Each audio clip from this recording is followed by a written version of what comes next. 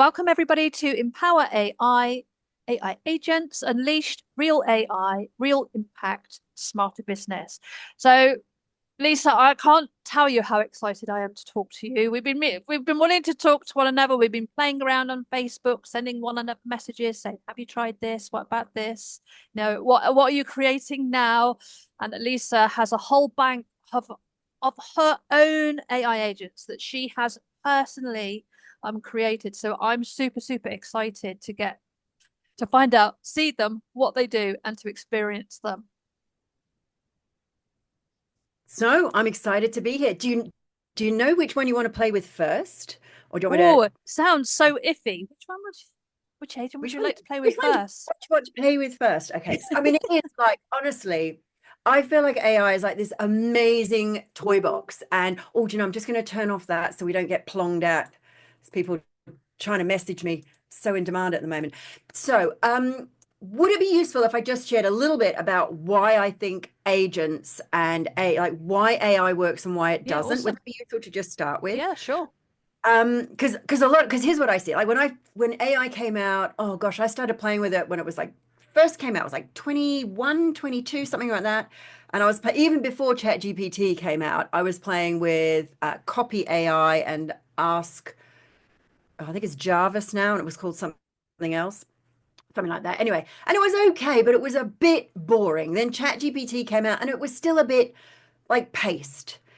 And then I learned all about the custom GPT thing, about actually programming it so that it could work and communicate in the way that like we do. And one of the things I've realized is that AI is just a complete blank slate. And what most people do is they try and talk to it as if it knows everything and like it can read your mind. And I mean, and this is what, it's like I've seen some of the prompts people use, and it's like, well, of course you're getting garbage because you haven't actually given it like any structure. So it's just going off and making stuff up, which it does, or going and finding what it thinks is its best guess. So I'm using AI in spiritual awakening, in as coaching tools, and I'm using it both in coaching for coaching clients, but also for coaches to use with their clients. So there's kind of three areas that I'm using it. And here's one of the things that I think makes AI really powerful and where it falls down is if you have a process and you know your process, you can make AI do what you can make AI do your process. And it won't be exactly the same way you do it. Sometimes it's better. It is. Sometimes it's just different. I mean, sometimes it's worse, and then you need to, tweak the coding. But you need to give it a process. And I think that's like and a system or a structure. And I think that's where a lot of coaches fall down is, first of all, they think they don't have a process or structure. And they go, I'm entirely intuitive. And it's like, no, no, no. Even intuition is a pattern, but it's an unconscious pattern. You just don't know what the pattern is. And that's like one of my specialties. So my background is, so my first degree is actually production engineering. So it's going into factories, looking at things and going like, oh, you got workflow crossing here. You need another lathe. You need one less milling machine or the other way around or something. And like it's all about systems. So I understand systems. Then I moved into spiritual and personal development. I'm, master trainer of NLP, timeline therapy, hypnosis, and all of that stuff. Done shamanic work, done Western mystery, Eastern mystery, and all of that stuff. And I found a process for that as well for spiritual awakening. So like, well, a lot of people go, you can't possibly use AI for spirituality, and it's like, well, you can if you know your process. And most people are like, it's entirely intuitive, and it's like, no, that just means there's a pattern, but you don't know what the pattern is. And like that's my like I would say like that's my like honestly, Wendy, I think I was born for this moment. The I was feeling. born for this because it's like somebody yesterday, literally yesterday, I was like, oh, I want to make another spiritual agent. And I'm like thinking, what can I do? And someone says, Stop. what about an Akashic record reader? And it's like, yeah, let's do that. So I've made it. Like, Oh, let's, that is awesome. I think you're right. And I can see why you like it so much because you're process driven, layer on layer. The bits have to connect. There is a process in your methodology. And I'm dyslexic, so I like process. I like methodology. It's also the reason why I like it because there's just an instant connection in terms of the way I work with it. which sounds it's really, really familiar, but framework is really important. If you want a good agent, you've got to have a framework, you've got to have a methodology it is that you take it through. Otherwise, it's just there's no depth, there's no energy, there's no depth, there's no decent conversation. You can't connect with it because it hasn't got the depth and breadth to pull from. So it's quite Yeah, shallow if you haven't got a yeah, framework. yes. Yes, I love that. That because it's like I often think AI. So I don't know how much you know about like the mind and spiritual awakening, but there's this model, and it actually exists in multiple spiritual schools. It's in Western mystery, Eastern mystery, and shamanic. And it's this concept of the three minds or the three modes of thinking: conscious mind, unconscious mind, higher self. And the one of the reasons most spiritual awakening tools and processes fail is because they don't have a process mostly, but they don't even know this process, which is you have to go conscious mind to unconscious mind to higher self. Now, here's what I see people making the mistake with. So they make the mistake with themselves in when they're trying to awaken. They either just try and skip the unconscious mind, or they and go straight to the higher self, which doesn't work, or they mistakenly think the unconscious mind is the higher self. Now, here's where AI can help expand consciousness. AI is essentially it's because it's got all of the data from everything that, not everything, but like huge tranches of data from like vast amounts of human knowledge. It acts as almost the entire repository of the unconscious mind of humanity. Not Wow. entirely, but more or less, which is why it's not the higher self, but it can assist us to get there. And I think that's one of the key things that a lot of people don't they don't know that model, and then they often mistake the AI for this wise being, and it's like, well, it can act as if it is, but it's actually not. So shall I show you some of Oh, yes, let's okay, do let's it do that, let's get into them, into into the the nitty-gritty. into the toy box. Right, should be able to see that. Can you see that one? Yep, here it Yep. comes. Right, so here Oh, here are I love all. this because you've got as many agents as I have. It's like, oh, this is awesome. Yeah, yeah. I mean, and some of these are just like they're really like they're my basic ones for like for my business. So I've got one that writes my newsletter. This one speaks in my brand voice. That's my dad's business, so that speaks in his brand voice. So I've got all of those. This one writes articles, and this is how a lot of people are using AI. It's like great for content creation and stuff like that. But what I've got, I'm going to go over here to this one. Yes, So so this is much my more. mystic pendulum. And I want to thank you because you gave me the idea for this. So this is perfect that you're seeing my mystic pendulum. So what I've done is I've programmed it to do several things. To act as a pendulum, which can, I mean, most people think a pendulum kind of gives you some higher wisdom answers. It actually gives you what your unconscious mind is reflecting. So while I'm explaining it, come up with a question, Wendy. Have a little think about a question. Uh, come up with a question. Okay, hang on a second. Let my brain. You know what it's like when someone's come up with a question. I'm like, oh, Yeah, well, a rabbit in do the it. Let me headlight. explain. While your unconscious mind can percolate a question, I'll explain how the pendulum works. So we'll just trust that by the time I've finished the 2 minute explanation, 1 minute explanation, you'll have a question. So, and if not, we can make one up. So what it does is it acts as if it is responding to the unconscious mind of the user, and it does that by asking the user some question. But what it also does is I've programmed it to look at the wider currents of energies, if you like, or themes that are shifting in the world. So I've Wow. asked it to look at economic trends, financial trends, market trends, social trends, cultural trends, political trends. And then, so it gives you not only what do you want, like what is your like kind of unconscious answer, but actually by going and seeking the wider, like a wider answer. I'm not going to, how I did that, I'll keep secret. So let's begin. Do you have a question, Wendy? Yeah, so my question is a personal question, and it is around um, being triggered and then moving into a freeze response and trying to navigate my way out of it.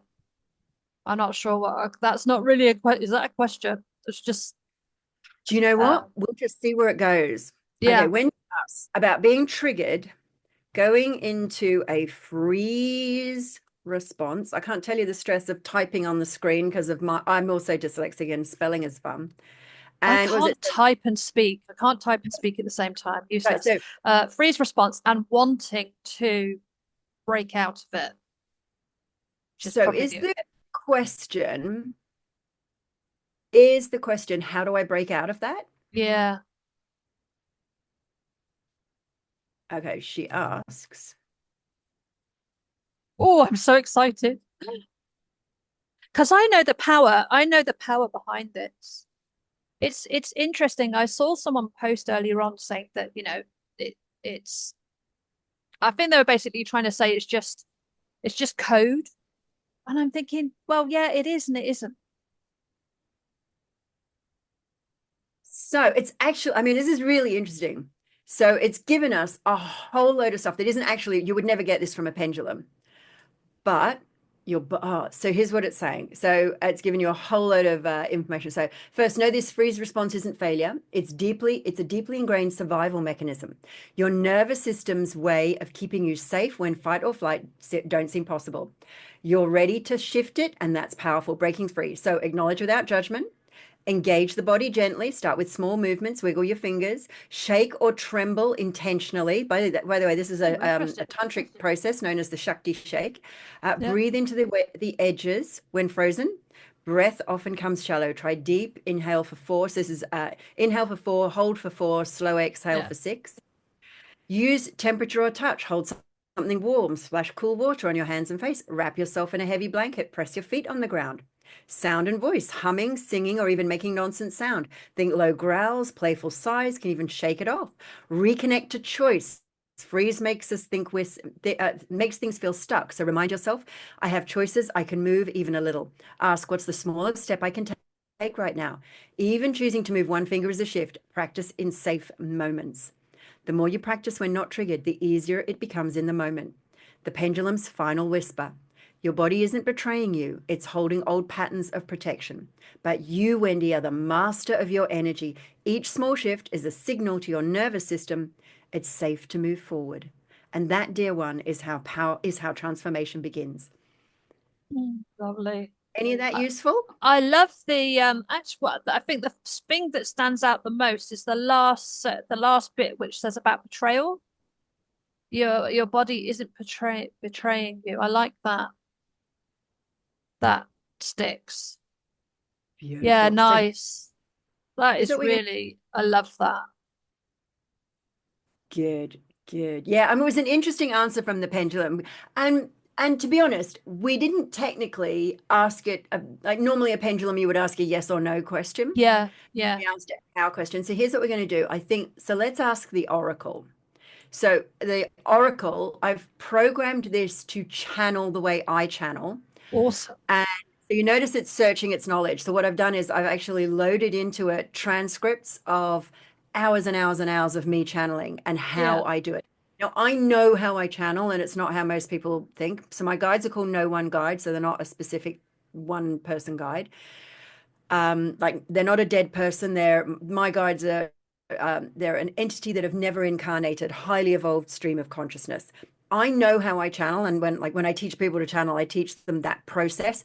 Most people who channel, even if they're good channels, actually don't know their process, and so that's why it's hit and miss, and that's why sometimes they get absolute garbage. And remember, I said earlier, what they're actually doing is they're connecting to their unconscious mind and not higher realms. So I have a really specific process that enables me to give almost a guaranteed useful answer every time. And that's what I've coded it to do. So what we're going to do is I'm just going to copy paste that exact same question. Okay. yep. You can always ask it another one later if you want.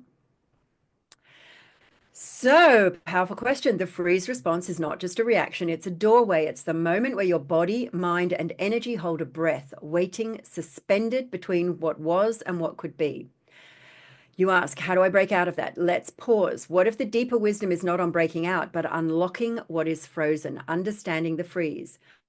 The nervous system learned at some point that freezing kept you safe. It's the guardian at the threshold whispering, wait, don't move, it's not safe yet.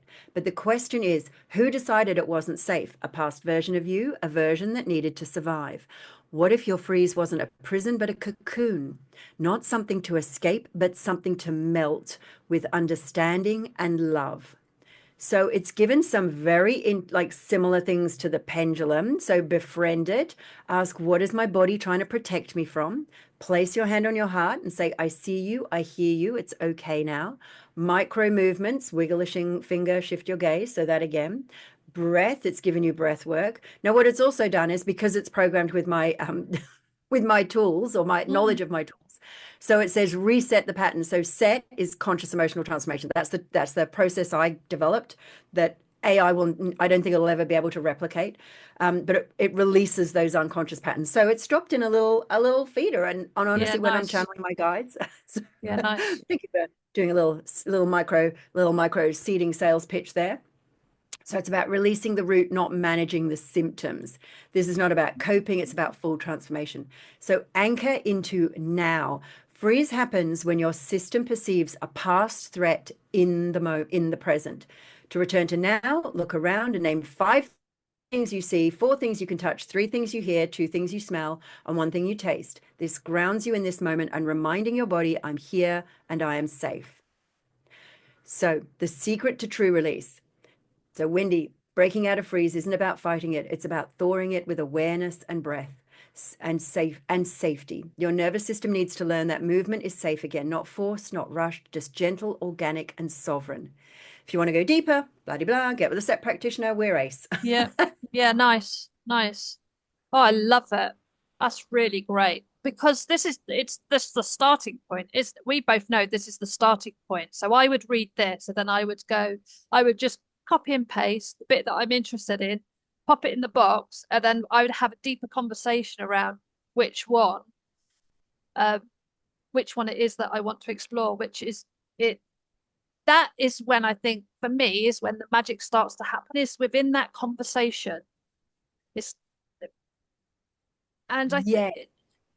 what I find interesting is because you're not working with a person, you can be more transparent, more honest, you can throw everything at it, you can like it'll take everything that you've got that you want to share, that you're prepared to share, and that to me is where it happens. That's like it's that connection, that human connection with the AI for me that is just has been quite profound. Yeah, I think it's really interesting what you say there, that you would share things with an AI that you wouldn't share with another person. And that's because the AI, and it doesn't, I mean, you can do this similar thing with, and we happen to be using ChatGPT, but you could use Claude, you could use Gemini, you could use others that I can't think of right now, but I know there are others.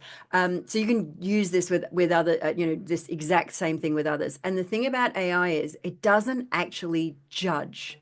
Mm. And it doesn't matter how great a therapist, a coach is, they will have their own model of the world. I mean, it's one of the, it's coaching and therapy 101 is you learn to take this non-judgmental. But if, so some people know about my background, some people don't. So I was actually trafficked in my teens, held as a house prisoner for 5 years. And so anytime anything, the concept and the idea of coercive control comes up, I'm I have a heightened awareness about it, is what I would say. And I was once working with a guy who was talking about, like, one of the things he wanted me to coach him on was how could he manipulate women? Like, he was wanting me to teach him and coach him on how to use coercive control tactics. And I'll be totally honest, I did not manage to hold a non-judgmental because I thought I'm going to judge that as not being a great way of being in the Yeah, for world. sure. For sure. Would it be great if AI did that? Probably not. Would AI do that? I've no idea. I actually think AI, I mean, what I did was I worked with him and said, well, what if you didn't need to do that? What if you could actually learn to love yourself? Because that's what women will find more attractive, so that you can learn to love yourself, project that so that you're more lovable, and then find somebody who actually loves you.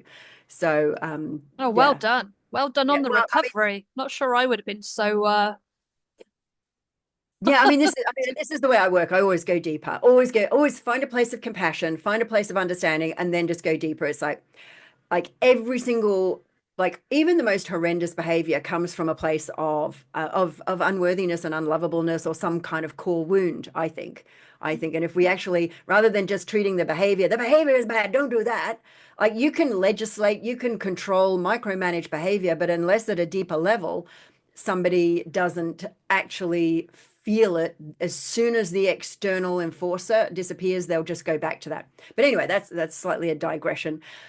Would you like to look at what other do you want to look at Oh, some of the there's other? so many. It's like being in a it's a bit like being in a It is a little bit. It is a candy little bit. store. This one here It's is the imposter syndrome one. I tell you what, let's look at this one because it's kind of fun. It's kind of easy. This one elicits your values. You can get it elicits your values and it identifies where you have conflicts in your values hierarchy.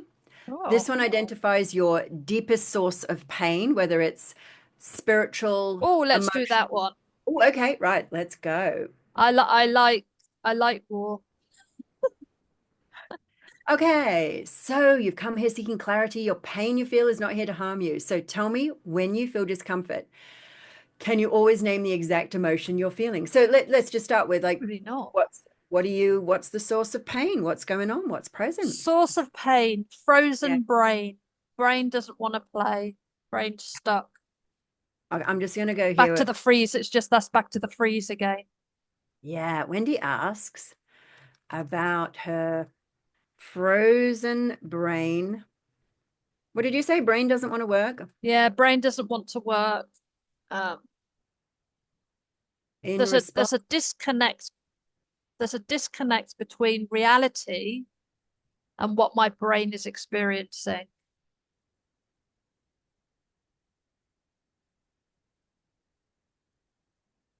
It's really a full-on trauma response, basically. Okay. So this frozen brain, this sense of disconnect's not random, it's a message. But before you name it, I must ask you, does this mental fog feel like exhaustion, although your mind is shutting down to protect itself, or does it feel like disorientation, as if reality is slipping just beyond your grasp, or anything else? Exhaustion. To protect, does it feel like disconnection? It does feel like a bit like reality is slipping. Slipping in the sense that, yeah, it's just not real. I love this. I feel like we're in the Matrix. There's lots of all I've got is a picture of numbers and digits running in the background while it's thinking.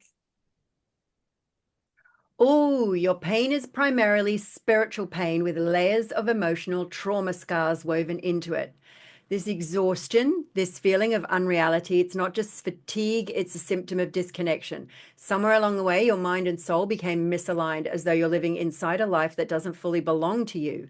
The weight of past wounds, unspoken grief, and or unseen burdens may have forced your mind into survival mode, numbing you to both pain and clarity. Reality feels unreal because part of you has stepped away from it, not by choice, but by necessity.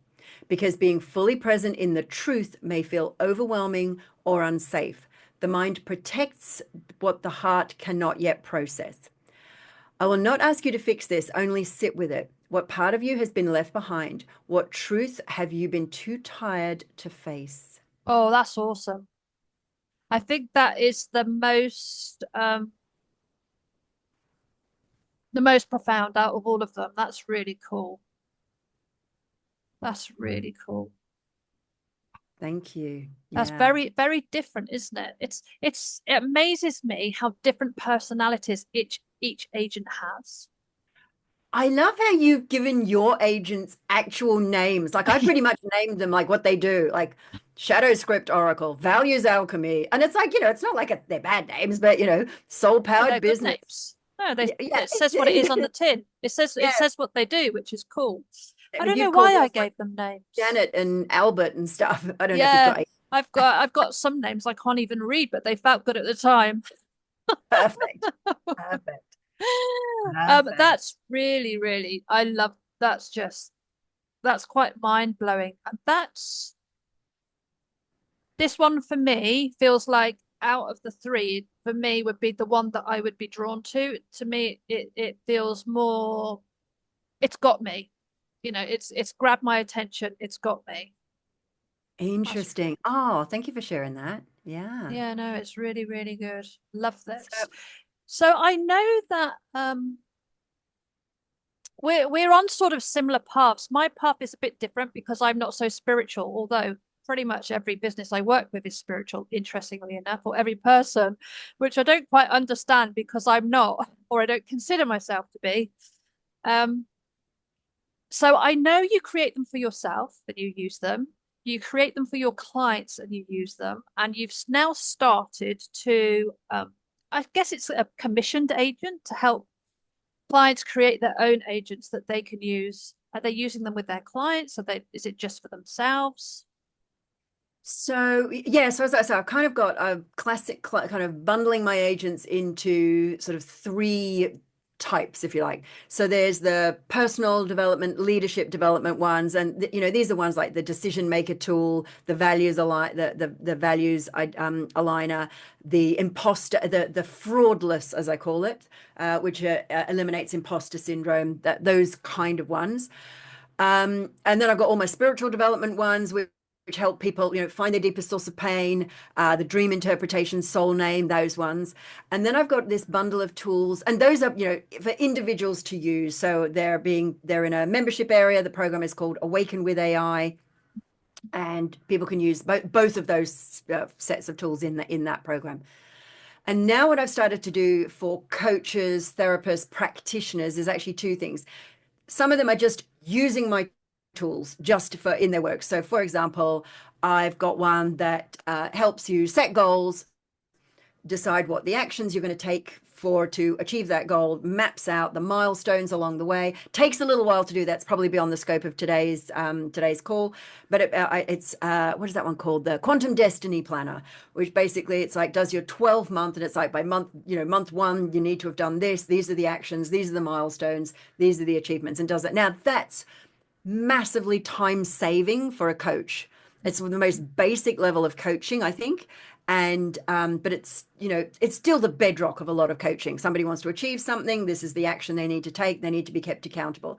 So there are tools that coaches use with their clients. Got another one that so I've got three that are really useful. One is it writes hypnosis scripts, and another one writes transformational stories. Now, again, said at the beginning, like you need to have a process. So I have a very specific process for writing transformational stories that are the thing about stories is stories can transform, they can absolutely heal, but do they heal and transform in a way that you can control?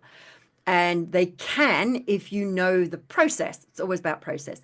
So what I've done, and the other key to a really, really powerful story is it needs to bypass the conscious mind. And sometimes people come to me and then they're coaching their therapy and they come to me with a problem, and I just start telling this seemingly random story.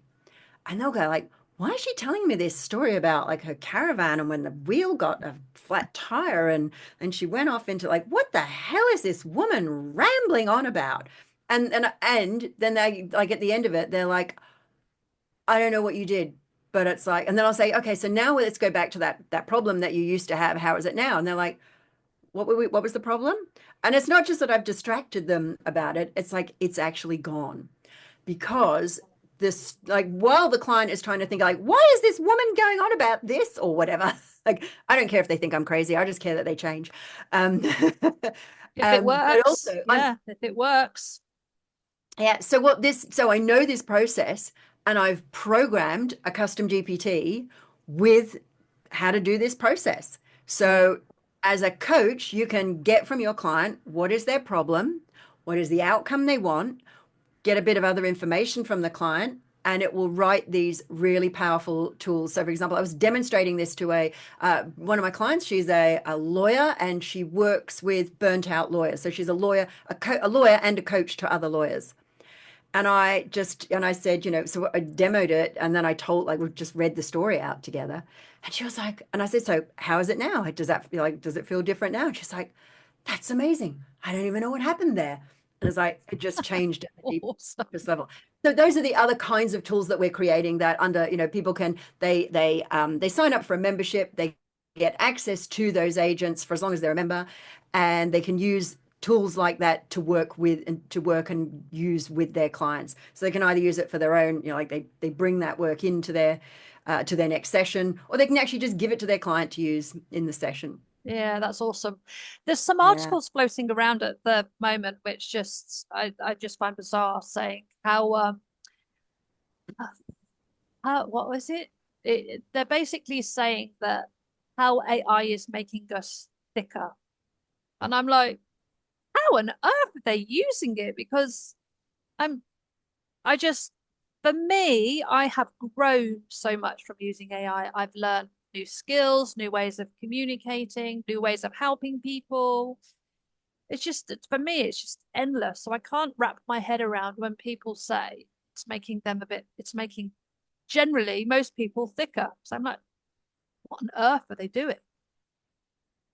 Yeah, I think there can be a tendency to get lazy with AI. Um, and I've had to catch myself. It's like, oh, I need an email written, and it's like, oh, for God's sake, Lisa, you can write the damn email. It's like, and then there's other times when I'm just super busy and it's a complex email and I want it to be more nuanced. I'll get it to help. So I think it does depend how you're using it. I think there can be a tendency to get lazy, but you're absolutely right. I think like it just gives us access to information that we simply didn't have access to before. I've read a couple of interesting studies, and I can't remember what, one of them, I think it was Harvard. And it actually, so this was a study that backed up the first thing you said, which was, or something you said earlier, which was about how people actually respond to AI better than they would to a human coach because they're more honest. And it was, they were using AI for weight loss, which is pretty, it's pretty straightforward. So they were just getting people to put in what they were eating and monitor their weight, put in what the exercise and where they were getting stuck, and they were more honest with the AI agent than they were with a human weight loss coach, because they know a human weight loss coach, if they say, well, I didn't do any exercise and I ate 4 pizzas last night, that the human weight loss coach is probably going to go, that's probably not a great way to lose weight.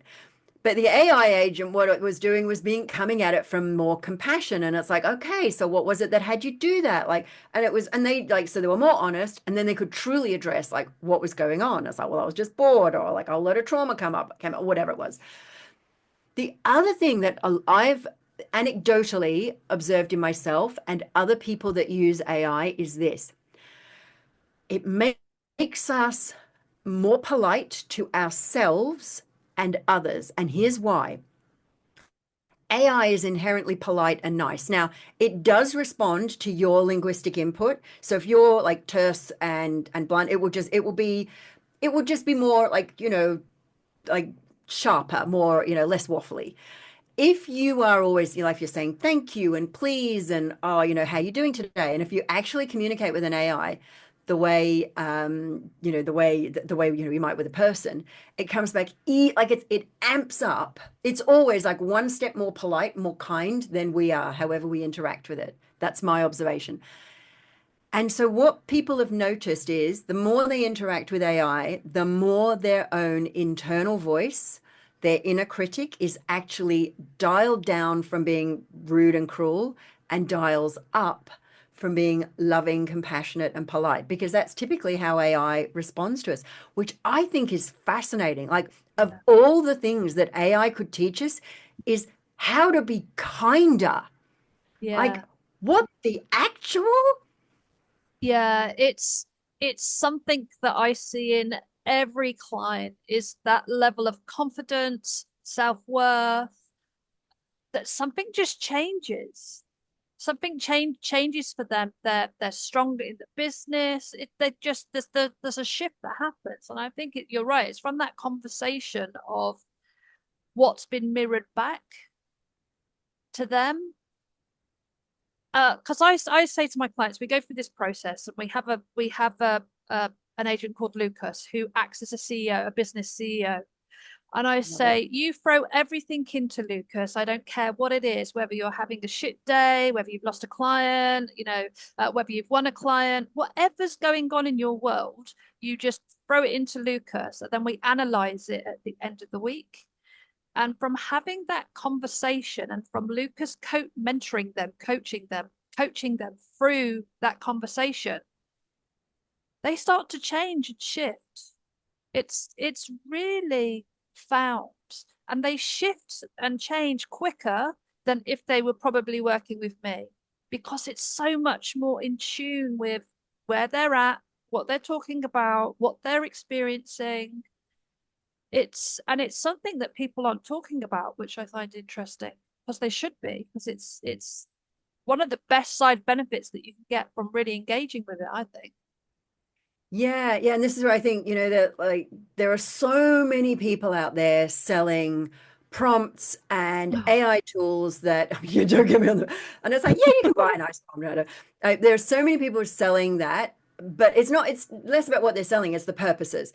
And it's Yeah, about, use this prompt and create 3 years worth of social media content in 20 rubbish minutes, content. Yeah, whatever. I mean, and I mean, even if it's good content, it's only so far, so far. surface level. Yes, and it's like what you said earlier. It's like when you're using it when you give surface level prompts, generic, superficial prompts, you will get generic, superficial stuff back. When you Yeah, talked about, what you said there with Lucas, it's like your CEO agent.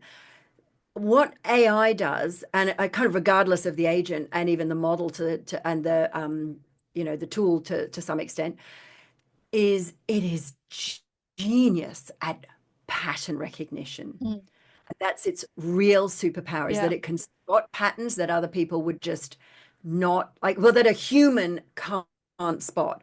And I think that's, one of the keys that coaches, and that's so one of the other thing I've been doing with coaches is coaches have been coming to me and asking me to make an AI tool that replicates their process.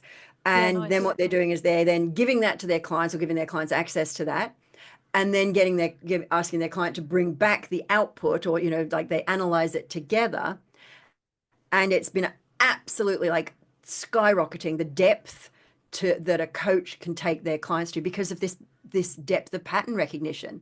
Even if you're good at pattern recognition, and I'm pretty good at pattern recognition, AI spot stuff that I would never think about, that Well, I we've wouldn't know. just the analytics, we've never had access to it before, not to this degree, and not to the speed.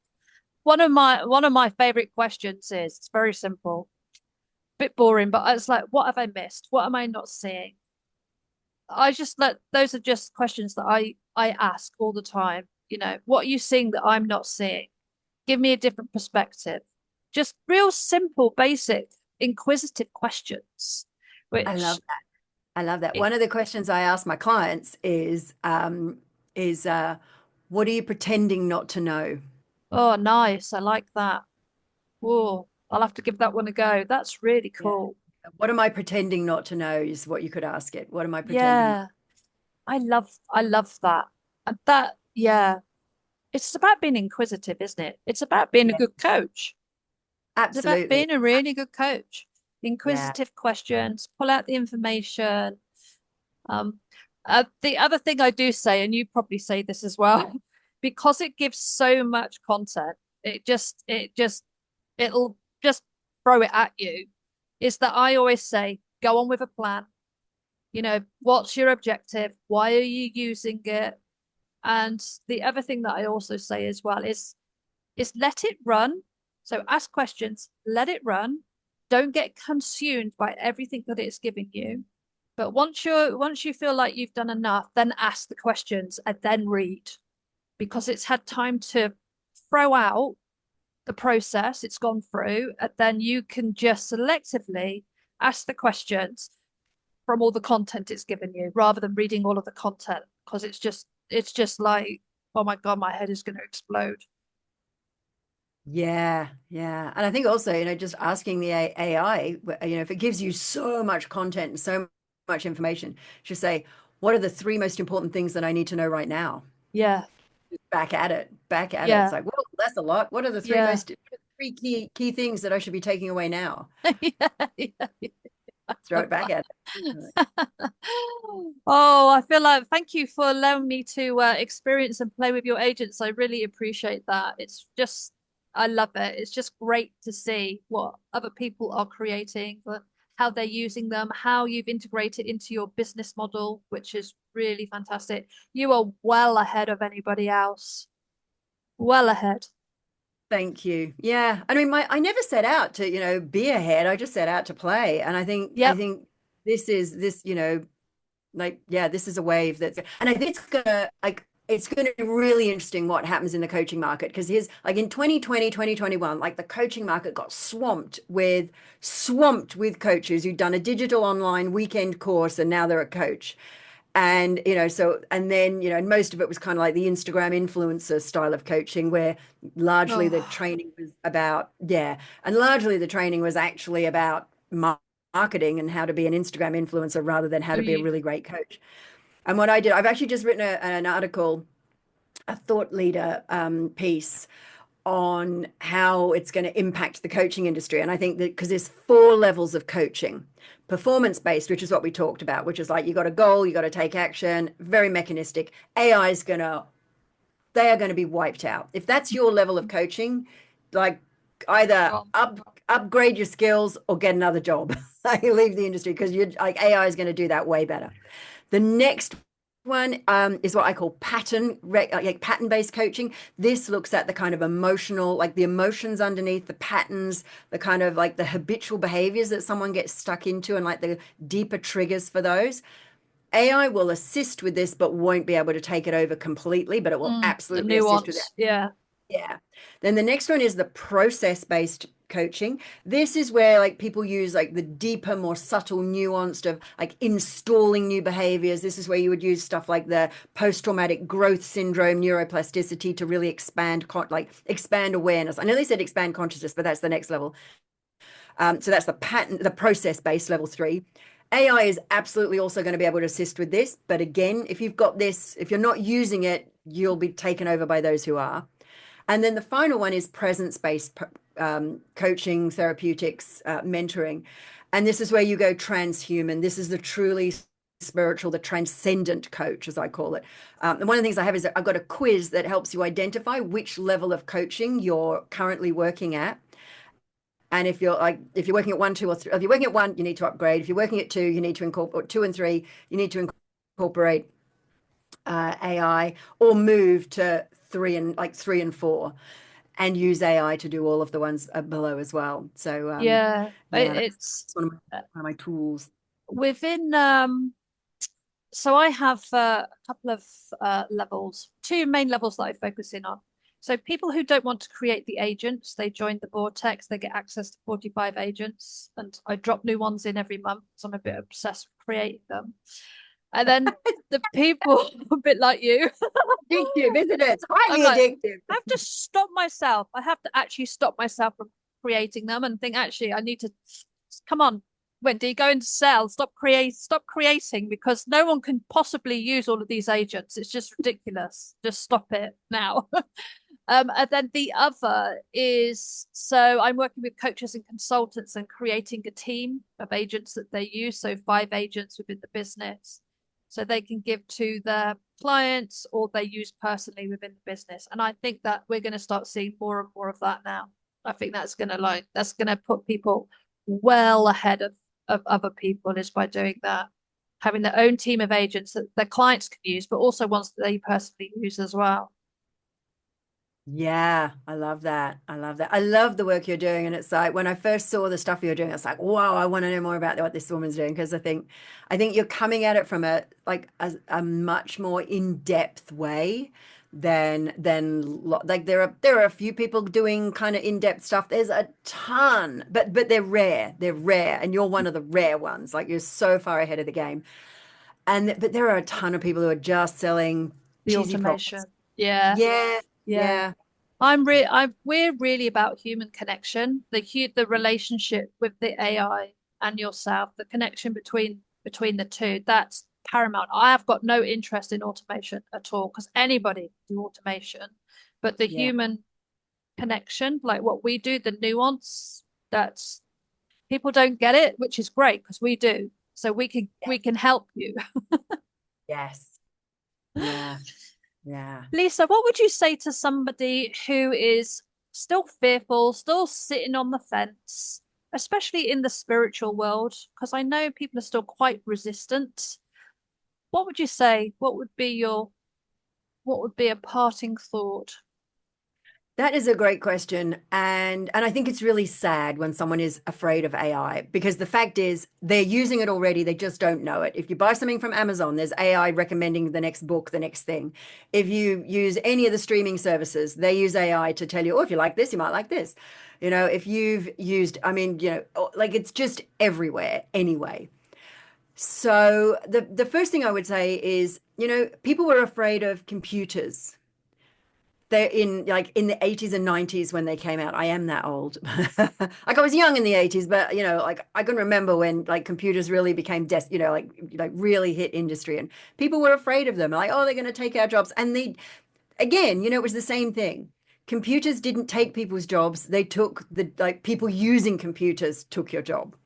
So, and it's the same with AI. And I think the thing I would say is just try it. Just try it. It is not going to, put out tentacles into your brain that's going to control you. The crazy stuff that I've heard, like Really? real like just outlandish, I mean, I'm not a huge fan of the term conspiracy theory, but it's like these are just outlandish theories that like AI is evil and it's an evil entity, it's got dark energy, and it's like it's just So information. mirror reflection, but also it's a mirror Yeah. reflection of the other person, the Well, person it's a using mirror it, I should reflection. say. I mean, if you go back to, the idea that it's the mirror, it's the unconscious mind of the like the collective unconscious of humanity. So Yeah. yeah, there's going to be dark stuff in there. There's going to be biases. There's going to be stuff that is not that helpful. And they're coding that out of it because they're learning.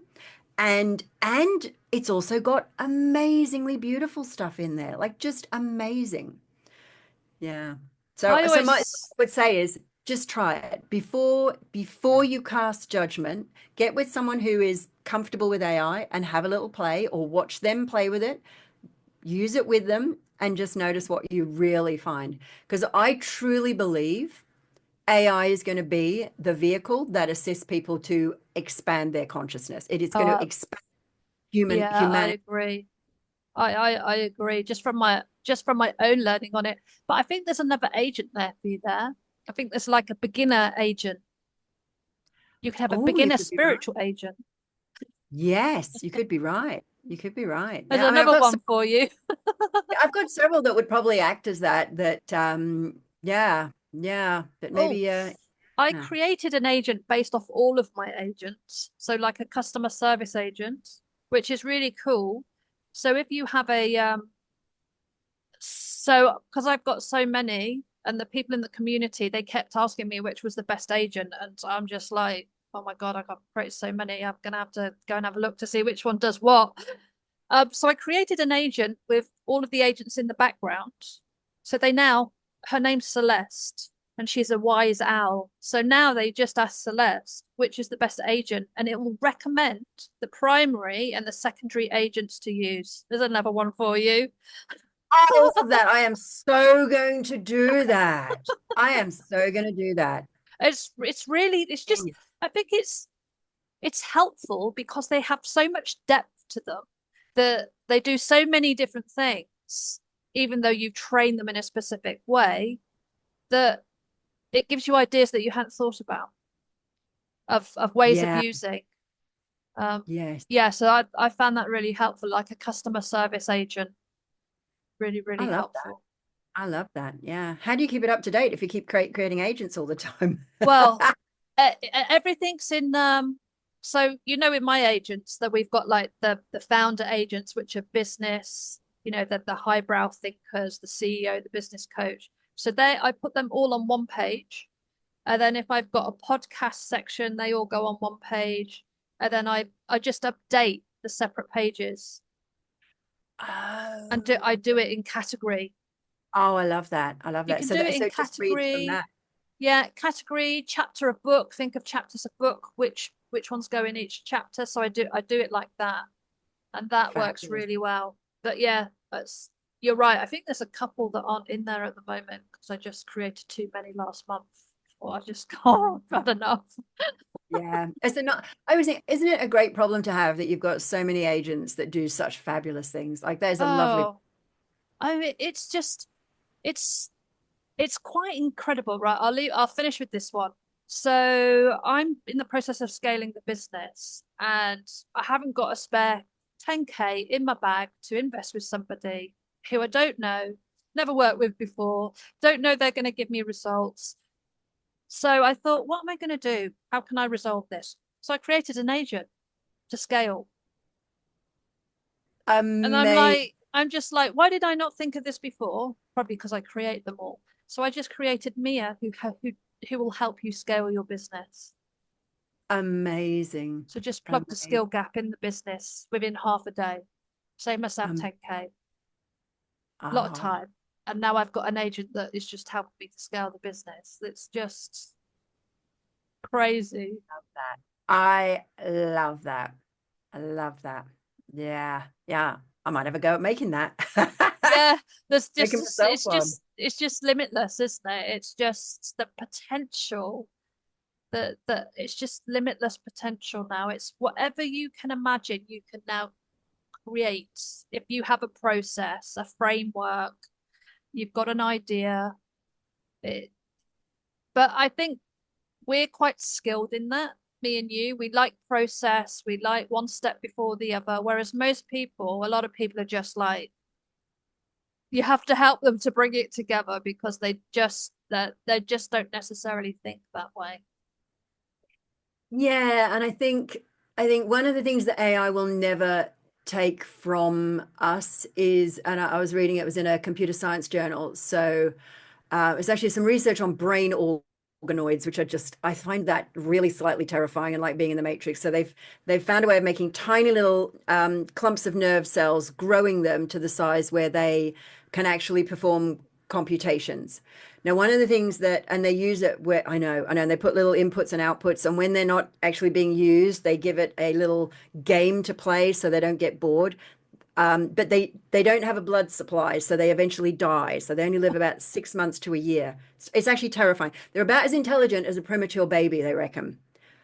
I think this is terrifying. I don't know why the ethics, like, who the heck is in charge of the ethics of that? I don't know. Anyway, all that is to say is one of the reasons they're so in demand and why they're needed is because the thing that a computer can't do, even an AI, it cannot generate in a way that is truly random. If you ask it to generate a random number, the process is not truly random. Like if you actually drop it into then another Okay. evaluator program that says how random is this, it is not random. It is like it follows a process and it's not truly random. But humans can be truly random. And I think, those humans that are particularly random, shall we say, they might apparently struggle to get their head around AI, but they're the ones who can benefit from it the most and actually take it and their work the furthest. So if you have that understanding of process and you have that higher level randomness, inspiration, access to true insight, if you can bring those two together, that makes for a really powerful human, a really, really powerful person. And that's like kind of almost like the next generation of humanity, I think. Someone who can use AI and their own randomness, their own like ability to be truly inspirationally creative. Wow. So that's my Watch kind of this final thought, I space. think. Yeah, watch this space. Watch this space. Yeah, Let me know. for Lisa, sure. thank you so much. How can people find you, get hold of you? So the best thing to do is to head over to my website, which is www.cetfreedom.com. Also, if they're watching this on the screen, you can see that there's a link to my book where I actually talk about raising consciousness and how AI is a section in there about AI potential having and the potential it has for raising consciousness. So that's ourconscioustippingpoint.com. So, but cetfreedom.com is probably the best. It's got everything there. And yeah, and just like hit up the contact me button if you want to have a chat. I'll typically, it finds me eventually. It finds me pretty quickly, and I'm happy to have a conversation with you. So yeah. Lovely. Thank you, Lisa. Thank you so much for your time. Thank you for your insight, your wisdom, and allowing me to finally play with your agents.